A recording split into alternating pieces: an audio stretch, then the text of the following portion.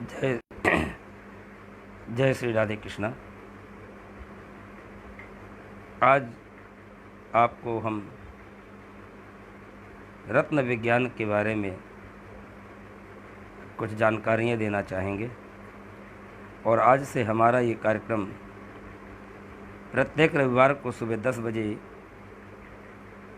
मात्र 20 मिनट के लिए ये प्रचारित किया जा रहा है और आप सभी को रत्न विज्ञान के बारे में जानकारियाँ उपलब्ध कराई जाएंगी, जिससे कि आपके जीवन में आई हुई समस्याओं का निराकरण यदि रत्नों के माध्यम से होता हो तो कौन कौन से रत्न किसको पहनने चाहिए, किन किन राशि वालों को रत्न पहनना चाहिए।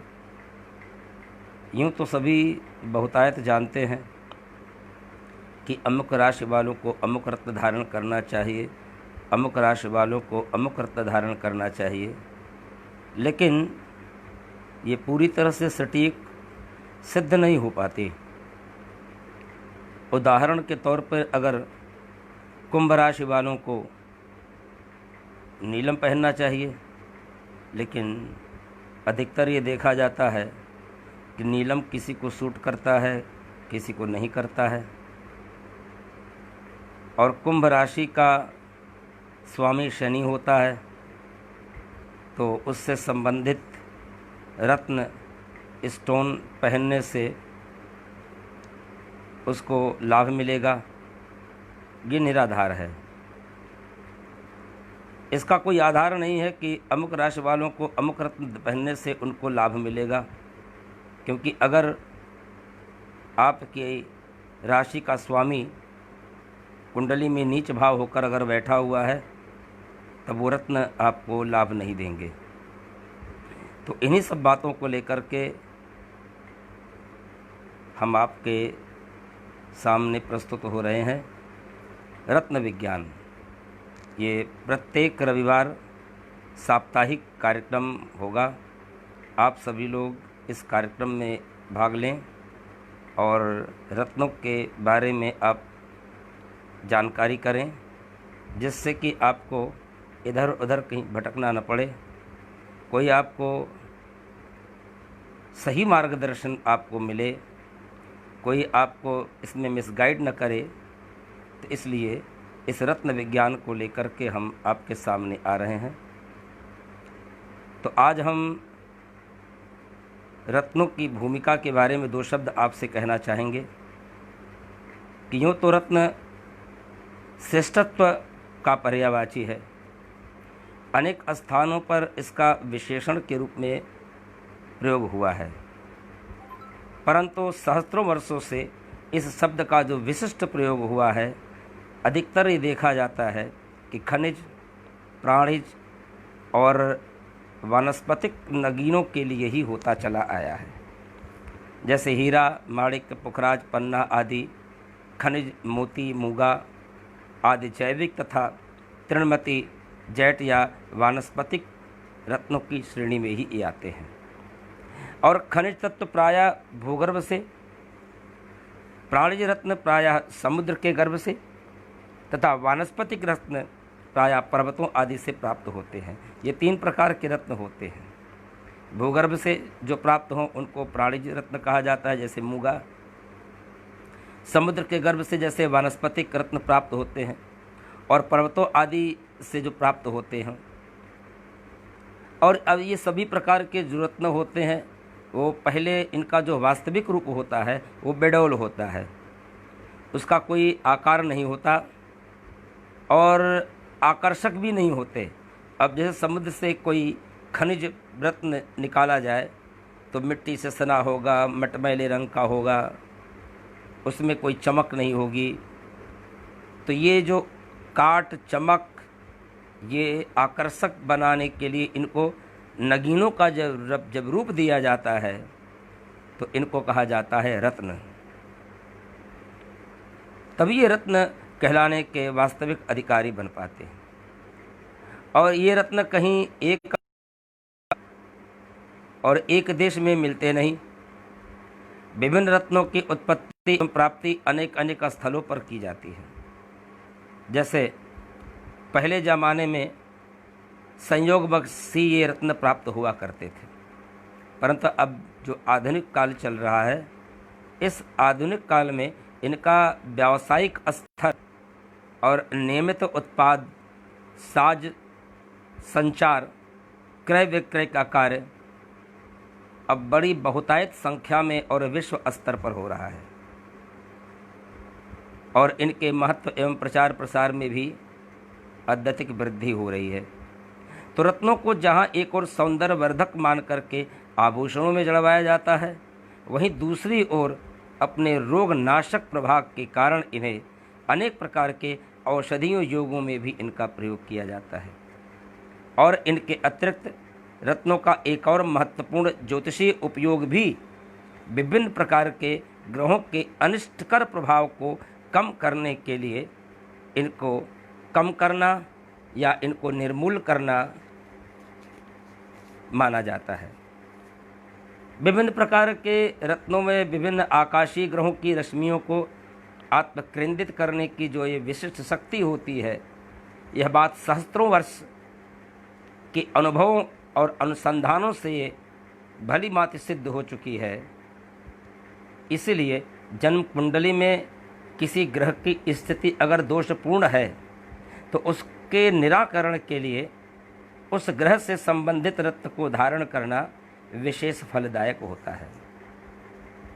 तो आपको इस रत्न विज्ञान के बारे में जानकारी प्राप्त करके आपको लाभ हो, तो आइए चलते हैं रत्नों की दुनिया में। तो सबसे पहले हम रत्नों का इतिहास, उनका परिचय आपको कराएंगे। रत्न किसे कहते हैं, इनकी उत्पत्ति की कथाएं क्या हैं, 3-4 इनकी कथाएं भी हैं। रत्नों का आधुनिक इतिहास, रत्नों का काटना, केवोशेंग, ब्रिलियंट, टेप, स्टेप, रोज़, नगीनों की प्राचीन और आधुनिक बनावट, नगीनों के घाट, रत्नों के तौल, रत्नों की प्राप्ति के स्थल। 84 प्रकार के रत्न होते हैं। 5 महारत्न होते हैं, 5 उनके उपरत्न होते हैं और अन्य जो रत्नों के नामों से जाने जाते हैं, इन सब के बारे में भी आपको विस्तार से बताया जाएगा, चर्चा की जाएगी। और 9 प्रकार की जो मणियाँ हैं, उन मणियों के बारे में भी आपको बताया जाएगा। इनकी ज्योतिषीय उपयोगिता क्या है, ग्रह कौन कौन से होते हैं, ग्रहों से संबंधित रत्न कौन कौन सा होता है और इनको कैसे पहनना चाहिए, इनके पहनने की विधि क्या है, इनको कैसे सिद्ध किया जाता है, इनका प्रभाव क्या होता है, इनकी ग्रेविटी क्या होती है। ये सब बातें आपको इस रत्न ज्योतिषीय ज्ञान के माध्यम से आपको प्रत्येक रविवार को सुबह 10 बजे आपको बताया जाएगा। ये कार्यक्रम सुबह 10 बजे से लेकर 10:30 बजे तक चलेगा। आप इस 30 मिनट के कार्यक्रम में आप लोग बढ़ चढ़ कर के हिस्सा लें और खोजें अपने आप को कहीं आप कहाँ, आपकी क्या समस्याएं हैं, कुंडली में क्या दोष है और उन दोष के निराकरण के लिए आपको कौन सा रत्न पहनना चाहिए। तो आइए सबसे पहले आज के कार्यक्रम में हम लोग चलते हैं, रत्न किसे कहते हैं। जैसा कि अभी मैंने आपको शुरू में ही बताया कि रत्न शब्द श्रेष्ठत्व का पर्यायवाची है। इसे एक विशेषण के रूप में प्रयुक्त किया गया है। जैसे पुरुषों में श्रेष्ठ किसी व्यक्ति के लिए नर रत्न, स्त्रियों में श्रेष्ठ किसी महिला के लिए नारी रत्न, धार्मिक क्षेत्र में विशिष्ट स्थान रखने वाले व्यक्तियों के लिए धर्म रत्न और उत्तम काव्य शिल्पी के लिए कवि रत्न आदि कहते हैं।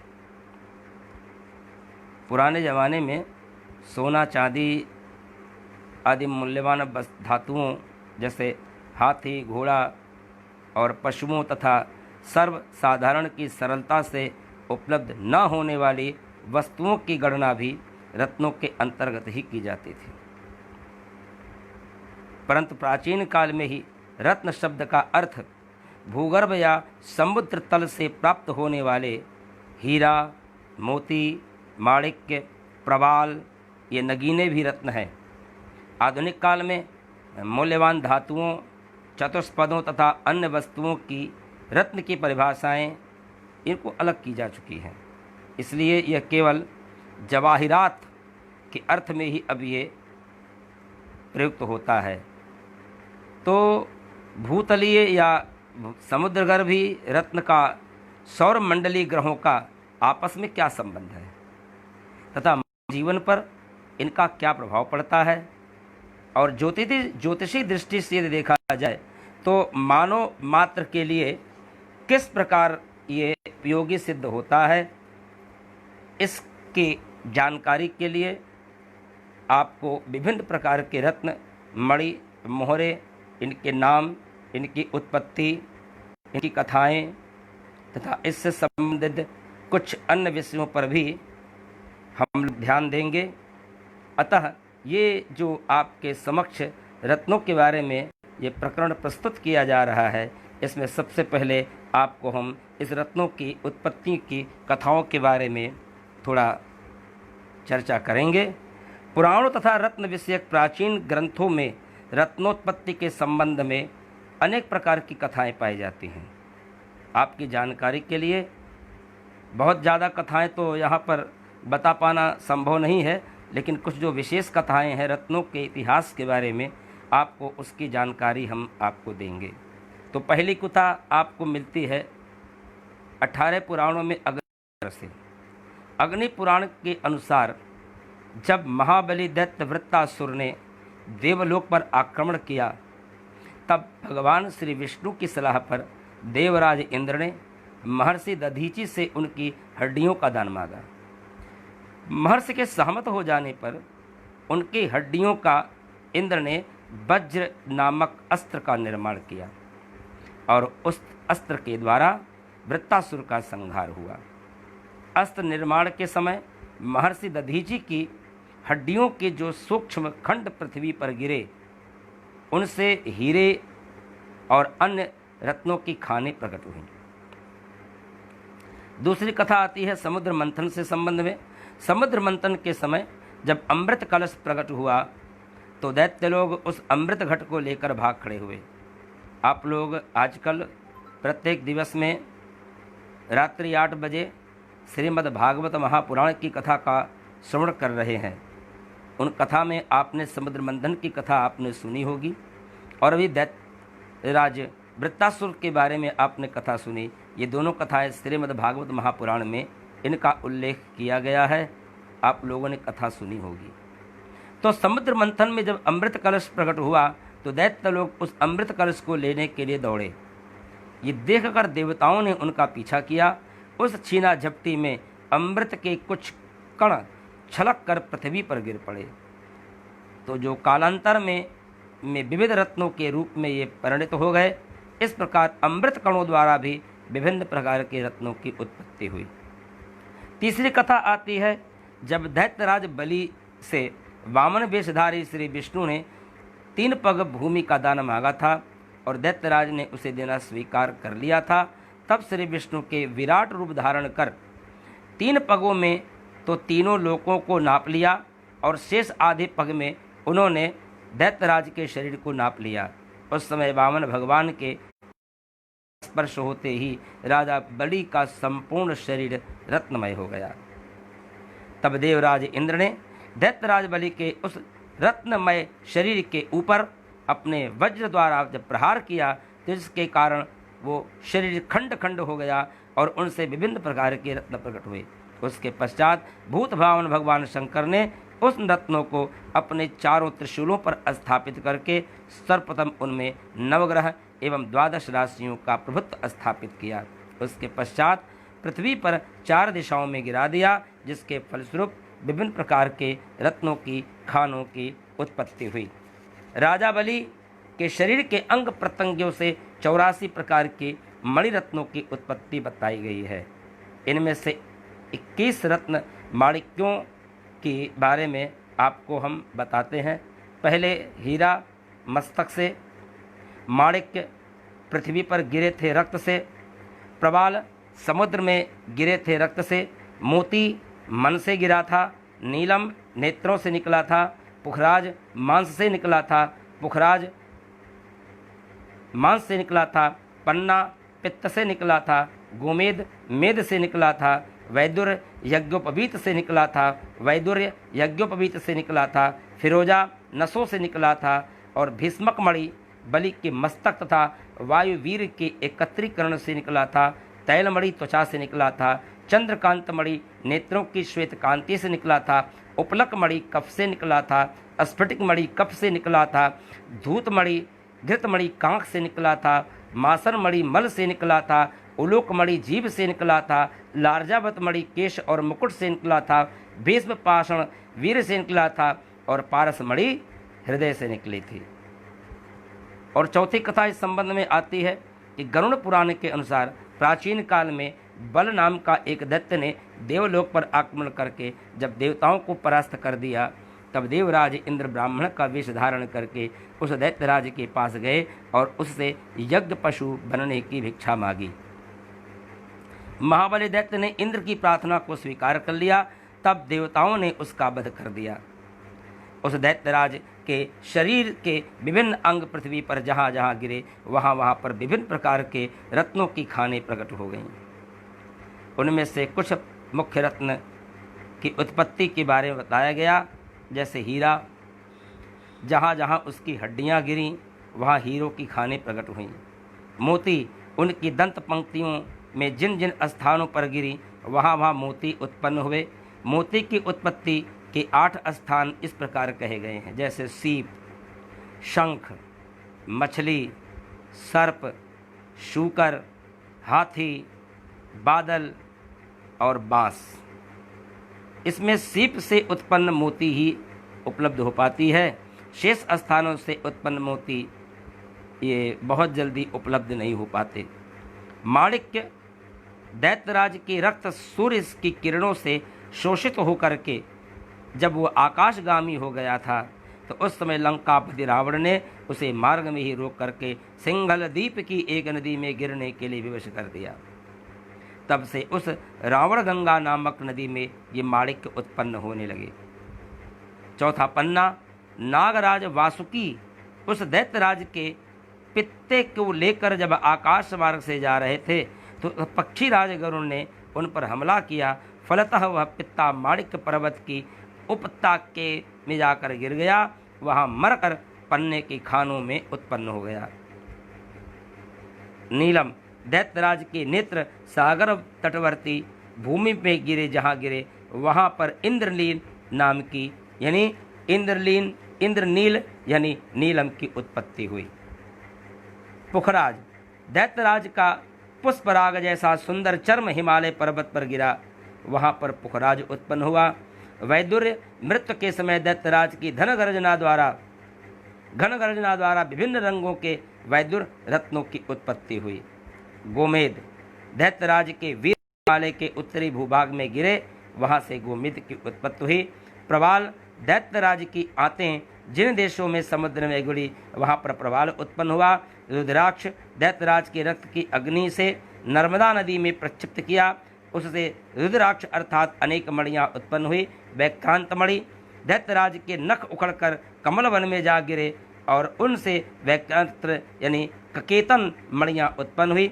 स्फटिक मणि, दैत्यराज की चर्बी जिन जिन स्थानों पर गिरी वहाँ स्फटिक आदि मणियाँ उत्पन्न हुई। लार्जावत मणि, दैत्यराज के वाह्य भागस्थ अंग जिन स्थानों पर गिरे उनसे लार्जावत आदि की अनेक प्रकार की मणि उत्पन्न हुई।